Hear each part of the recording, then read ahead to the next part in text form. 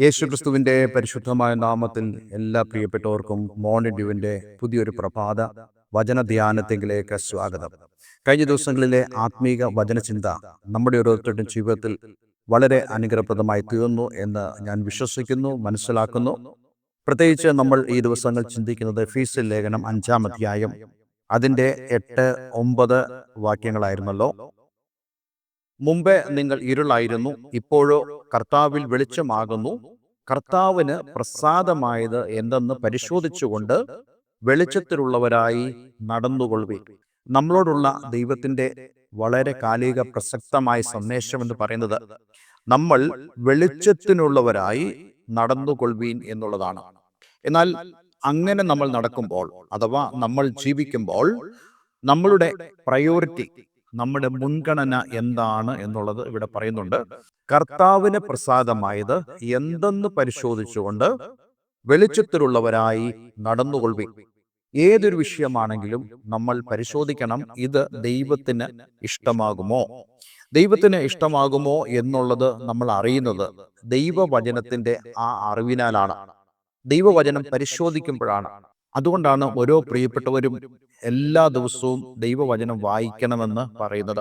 അങ്ങനെ നാം ദൈവവചനം വായിക്കുകയും പ്രാർത്ഥിക്കുകയും ചെയ്യുമ്പോൾ ദൈവത്തിന്റെ പരിശുദ്ധാത്മാവ് നമ്മുടെ ഓരോ ദിവസങ്ങളിലുമുള്ള നമ്മൾ നേരിടുന്നതായ ഓരോ വിഷയങ്ങളിലും ദൈവത്തിന്റെ ഹിതം എന്താണെന്നുള്ളത് നമ്മളോട് പറയുകയും അതിനനുസരിച്ച് നമുക്ക് മുന്നോട്ട് പോകുവാൻ കഴിയും.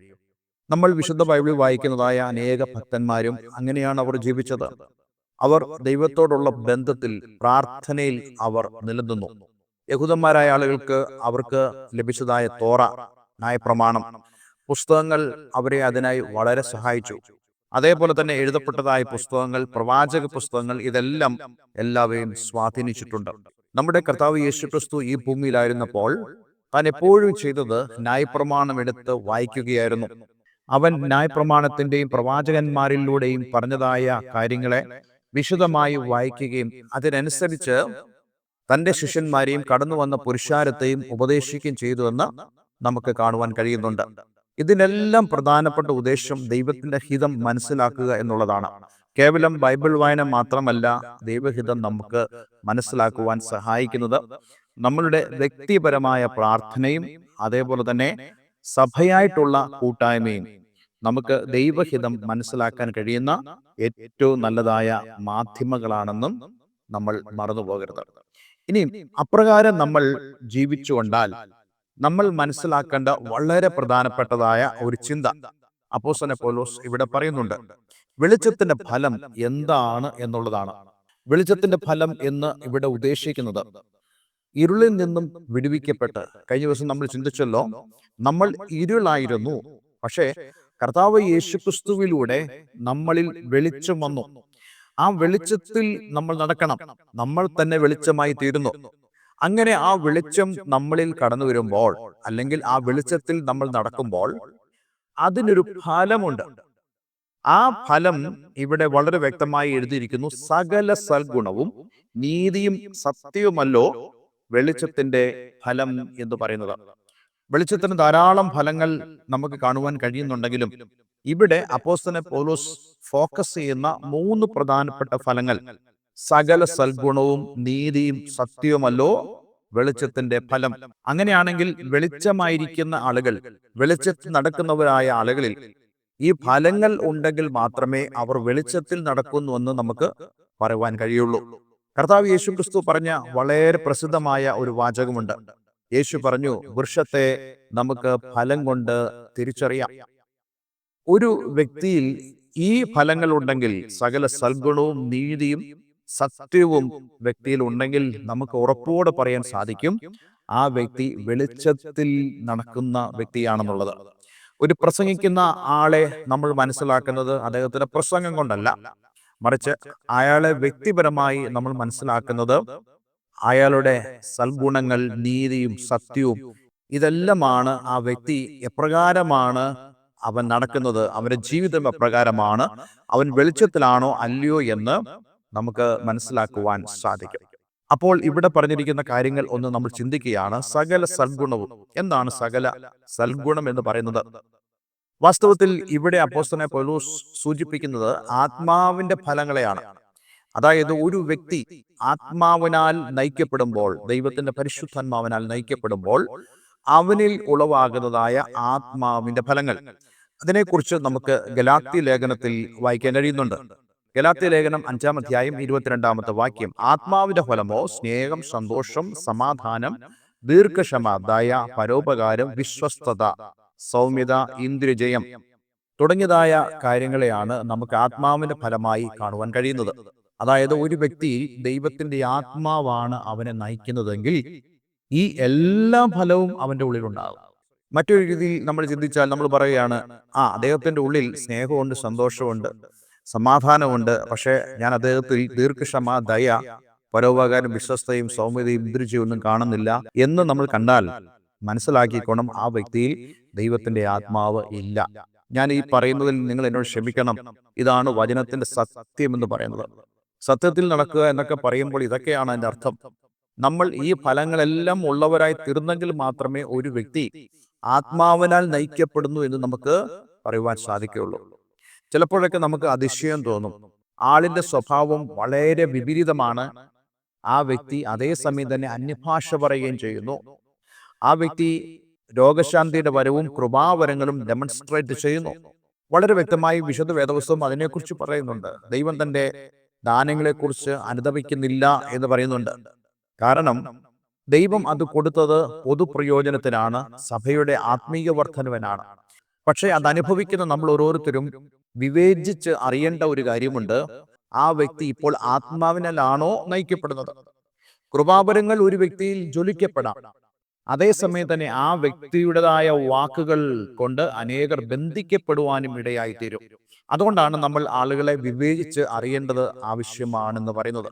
നമ്മുടെ നാട്ടിൽ ഒരു പ്രത്യേകത, ഇങ്ങനെ കൃപാവര ശുശ്രൂഷകൾ ചെയ്യുന്ന ഒരാള് എന്തു പറഞ്ഞാലും നമ്മൾ അനുസരിക്കും. അവിടെയാണ് ബെരോവയിലെ ആളുകളെ പോലെ നമ്മൾ പെരുമാറേണ്ടത്.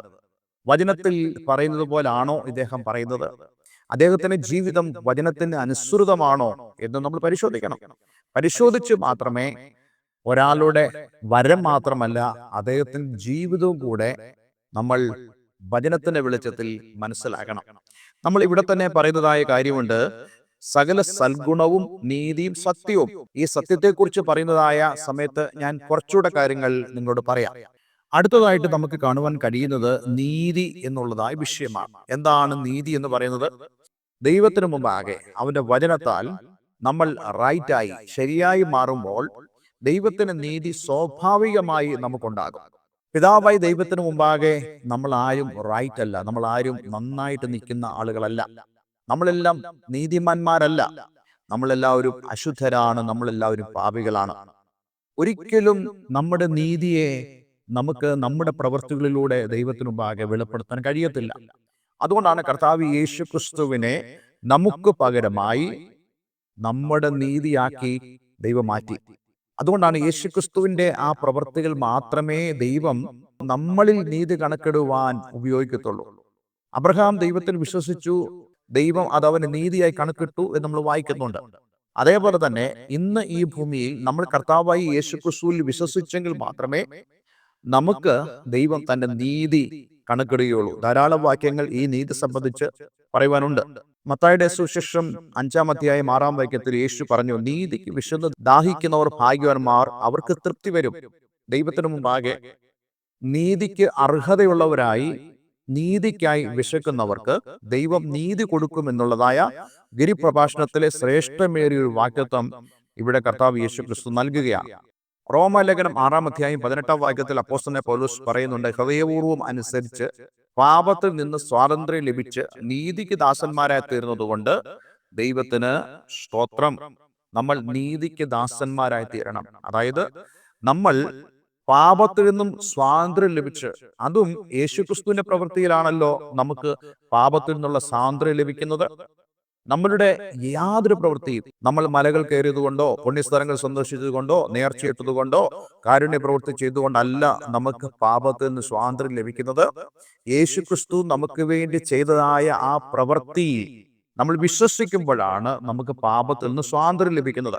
അങ്ങനെ പാപത്തിൽ നിന്ന് സ്വാതന്ത്ര്യം ലഭിച്ചതായ ഒരു വ്യക്തിയിൽ ദൈവനീതി വെളിപ്പെട്ടു വരും.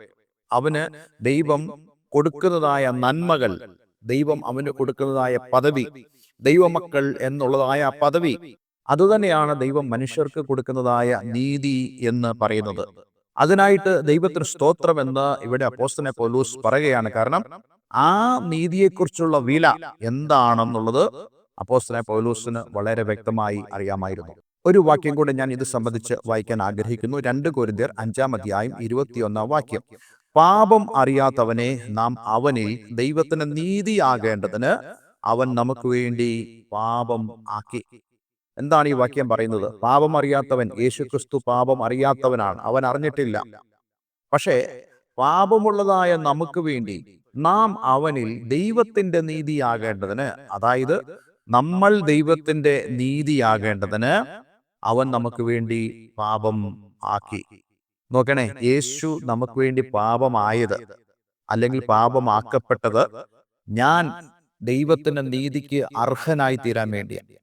അപ്പോൾ വെളിച്ചത്തിൽ നടക്കുന്ന ഒരു വ്യക്തിയെ സംബന്ധിച്ചിടത്തോളം അവന് ലഭിക്കുന്ന 2 പ്രധാനപ്പെട്ട കാര്യങ്ങളാണ് നമ്മൾ ഇന്ന് ചിന്തിച്ചത്. സകല സൽഗുണവും, അതേപോലെ തന്നെ ദൈവം നമുക്ക് യേശുക്രിസ്തുവിലൂടെ നൽകുന്നതായ നീതിയും.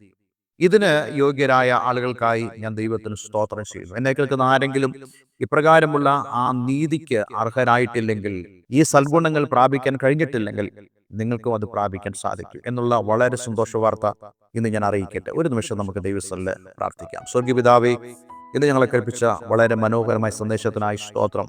വെളിച്ചത്തിന്റെ ഫലം നീതിയും സകല സൽഗുണവും സത്യവും എന്നുള്ളതായ ചിന്ത ഇന്ന് ഞങ്ങൾക്ക് ചിന്തിപ്പാൻ തക്കോണം ഇടയാക്കിയതിനായി സ്തോത്രം. കർത്താവെ, അടുത്ത ദിവസം ഞങ്ങൾ സത്യം എന്നുള്ള ആ വെളിച്ചത്തിന്റെ ഫലത്തെക്കുറിച്ച് ചിന്തിക്കുവാൻ ആഗ്രഹിക്കുന്നു.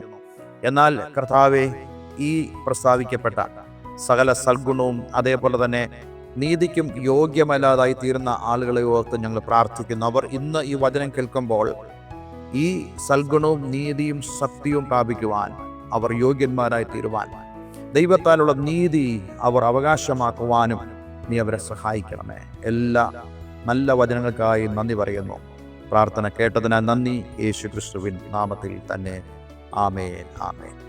ഇന്നത്തെ വേദവചനം നിങ്ങളുടെ ജീവിതത്തിൽ വളരെ അനുഗ്രഹപ്രദമായി തീർന്നു എന്ന് ഞാൻ വിശ്വസിക്കുന്നു. ഈ സ്ക്രീനിൽ കാണുന്ന ഫോൺ നമ്പറിൽ ഞങ്ങളെ വിളിക്കുക. എല്ലാവരും ദൈവം അനുഗ്രഹിക്കട്ടെ. Have A nice day. God bless you all.